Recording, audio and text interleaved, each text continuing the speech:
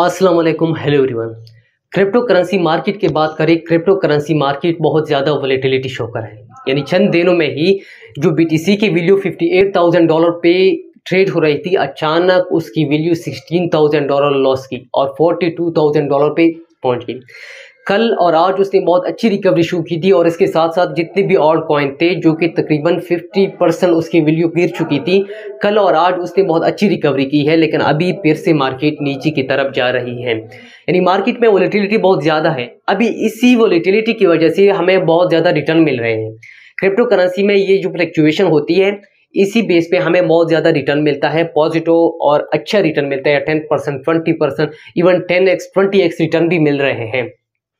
तो इसी वोलेटिलिटी की न्यूज़, इसी प्रॉफिट की न्यूज़ सारी मार्केट में फैले हुए है। यानी जितना भी मेन स्ट्रीम है या उसके अलावा सोशल मीडिया है, वहाँ पे क्रिप्टो करेंसी का क्रेज चढ़ा हुआ है। इसी की वजह से बहुत सारे लोग क्रिप्टो करेंसी की मार्केट में आ रहे हैं। आज हम 5 ऐसे मिस्टेक पे बात करेंगे। जितनी भी क्रिप्टो करेंसी है, यानी जितने भी लोग क्रिप्टो करेंसी में आ रहे हैं, जो बिगिनर है, जो अभी अभी क्रिप्टो करेंसी के मार्केट में एंटर हो रहे हैं, उसी भी बात करेंगे ताकि वो मिस्टेक जो हमने पर्सनली कमिट किए थे, हम जब पहली बार क्रिप्टो करेंसी की मार्केट में आए थे 2-2.5 साल पहले, तो वो कमिट ताकि वो रिपीट ना करें। हेलो एवरीवन, मेरा नाम अब्बास है और ये वीडियो सिर्फ एजुकेशनल पर्पस के लिए है, ये कोई भी फिनेंशियल एडवाइस नहीं है। तो चलो स्टार्ट करते हैं अपनी वीडियो को।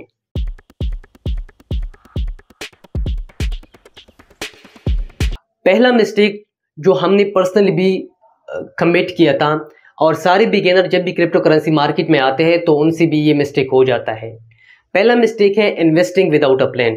यानी वो बगैर प्लान के क्रिप्टो करेंसी के मार्केट में आ जाते हैं और वो ये लॉजिक देते हैं, ये रेशनल देते हैं कि हम क्रिप्टो करेंसी में इसलिए आ रहे हैं कि यहाँ पे वोलेटिलिटी ज़्यादा है, यहाँ पे रिटर्न हमें ज़्यादा मिल रहे हैं, तो इसी वजह से हम यहाँ पे आ रहे हैं ताकि हम फिनेंशियली इंडिपेंडेंट बन जाए। यानी हमारे पास अर्निंग हो जाए, हमें रिटर्न मिले, पैसे मिले।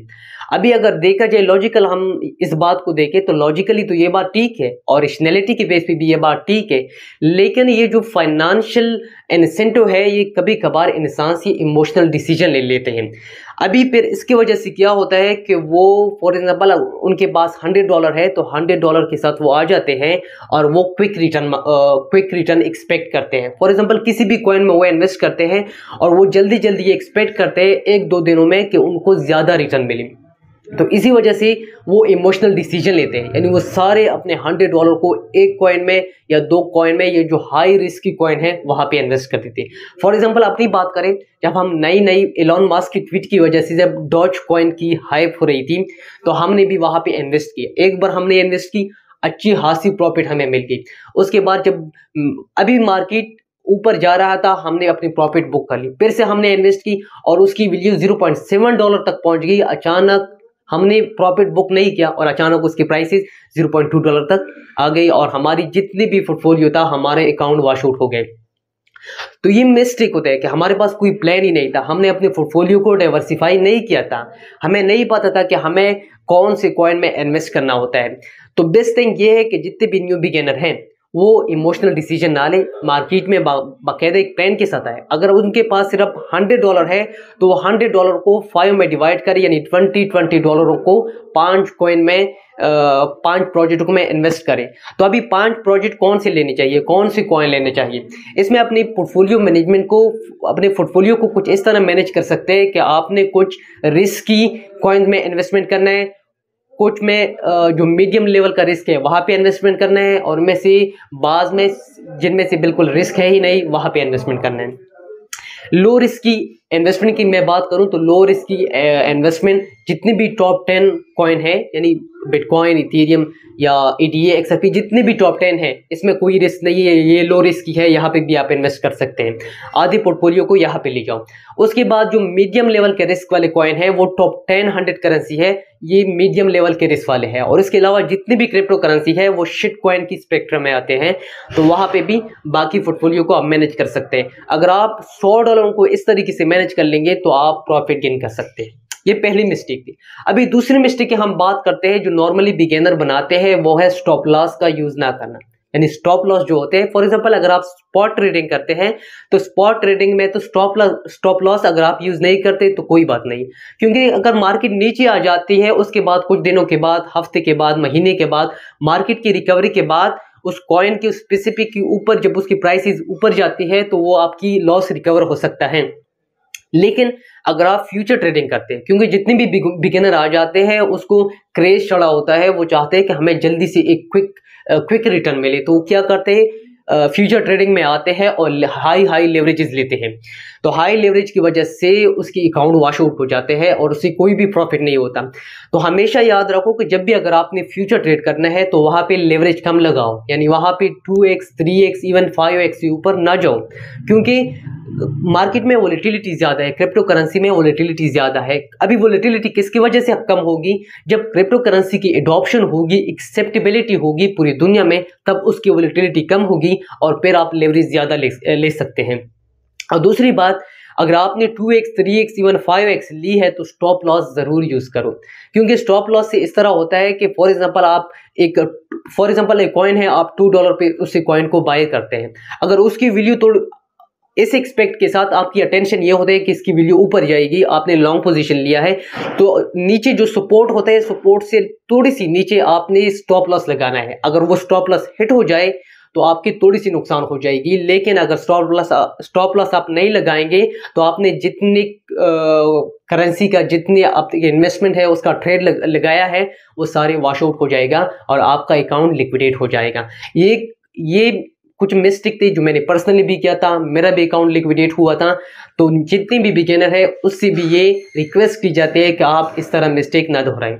ये 2 मिस्टेक हो गए। अभी तीसरा मिस्टेक ये है कि एक्सचेंजेस, यानी जो है एक्सचेंज, यानी हमारे पास बहुत सारे एक्सचेंज है। अगर हम एक्सचेंजेस की बात करें, हमारे पास बाइनांस है, crypto.com है, KuCoin है, या इसके अलावा बहुत सारे एक्सचेंज है। आपने राइट एक्सचेंज को अपना अकाउंट क्रिएट करना है। यानी फॉर एग्जांपल अगर हम बात करें बिटमार्ट की, जो कि कल ही उसको हैक किया गया, उनसे $मिलियन की जितनी भी इन्वेस्टमेंट थी वो हैकर के पास चली गई, तो उसकी वजह से कई दिन से बिटमार्ट की एक्सचेंज बंद है। तो आपने जो एक्सचेंज को सेलेक्ट करना है वो वाइसली सेलेक्ट करना है। आपने कुछ पैरामीटर देखने हैं उसको। फॉर एग्जांपल आप coingecko.com पे जाते हैं तो वहां पे आपको बहुत सारे उसके पैरामीटर दिखाई देंगे। आप उसकी लिक्विडिटी को देखो कि उसकी लिक्विडिटी कितनी है। उसके अलावा आप उसके एक्टिव यूजर को देखो, यानी मंथली विजिटर कितने हैं। अगर वहां पे विजिटर ज्यादा है, ज्यादा लोगों ने अकाउंट बनाया है, तो आप भी वहां पे बनाओ। उसके अलावा उसकी डिपॉजिट और विड्रॉल के ऑप्शन देखो कि वो उसमें तो कोई प्रॉब्लम नहीं आ रही है, वहां से आप विड्रॉ कर सकते हैं, 24 आवर विड्रॉ कर सकते हैं या इजीली डिपॉजिट कर सकते हैं। और जो मोस्ट इंपॉर्टेंट फैक्टर है वो आपने देखना है कि उसका ट्रेडिंग फीस, कि उसका फीस कितना है। वहां पे मुझे ट्रेड करने हैं तो वो मुझसे ट्रेडिंग फीस कितने चार्ज करते हैं। अगर हम बाइनांस की बात करें तो बाइनांस सिर्फ 0.1% आपसे ट्रेडिंग फीस चार्ज करते हैं। उसके अलावा उसका जो विड्रॉल फीस है, डिपॉजिट फीस है, ट्रांसफर फीस है, ये सारी फीसों को कैलकुलेट करना है और उसी बेस पे आपने एक्सचेंज को सेलेक्ट करना है। तो रिकमेंडेड है कि आप बाइनांस पे, कॉइनबेस पे या उसके अलावा KuCoin पे इस पे आपने अपना अकाउंट क्रिएट करें। लेकिन बाइनांस है ये बहुत ज़्यादा इजी है, इजी टू, वो कहते हैं फ्रेंडली एक्सचेंज है। यहाँ से आप आसानी के साथ, इसका सपोर्ट टीम भी बहुत ज़्यादा मजबूत है, इसकी लिक्विडिटी भी बहुत अच्छी है, इसकी जो मंथली विजिटर है वो भी बहुत ज़्यादा अच्छे है। उसके अलावा जो मोस्ट इंपॉर्टेंट थिंग है वो इसका सेफू फंड है, यानी सेफू फंड प्रोग्राम। यानी जब 2019 में बाइनांस एक्सचेंज को हैक किया गया तो उसके बाद उसके जो CEO है CZ, उसने उस जितने भी बिटकॉइन हैक हो गए थे, जितने भी स्टोर हुए थे, उसको सारों को रिफंड कर दिया।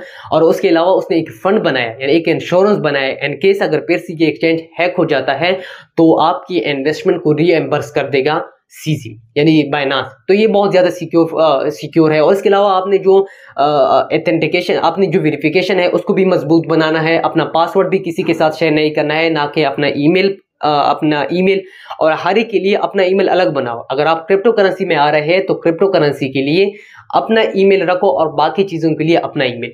तो ये है एक्सचेंज का सिलेक्शन करना।